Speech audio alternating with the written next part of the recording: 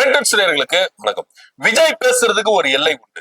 அவர் விமர்சனங்கள் முன்வைக்கலாம். ஒரு ஆளுங்கட்சி மேல இவங்க தரப்பான ஒரு விமர்சனங்கள் முன்வைக்கலாம், கருத்துக்களை முன்வைக்கலாம். ஆனா ஒரு எக்ஸ்ட்ரீம் லெவலுக்கு எல்லாம் போக கூடாது. ஒரு எல்லை உண்டு.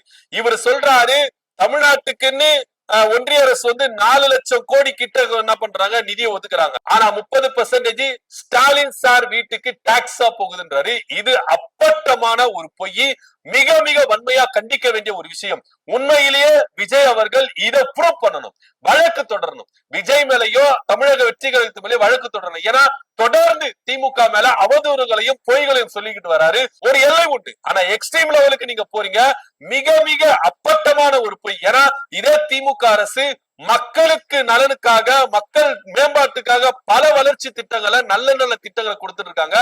இன்னும் சொல்ல போனா வாங்குற கடன்களை எல்லாம் திட்டங்களுக்காக செயல்படுத்திட்டு இருக்காங்க. அதுக்கான வெள்ளை அறிக்கைகளும் என்ன பண்றாங்க, சமர்ப்பிக்கிறாங்க.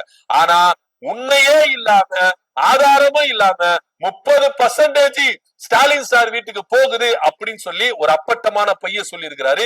இது மிக மிக வன்மையா கண்டிக்கத்தக்கது அப்படின்ற ஒரு விஷயத்தை பதிவு பண்றோம். இதை பத்தியோட கருத்து அப்படின்றத கமெண்ட் பண்ணுங்க. நன்றி, வணக்கம்.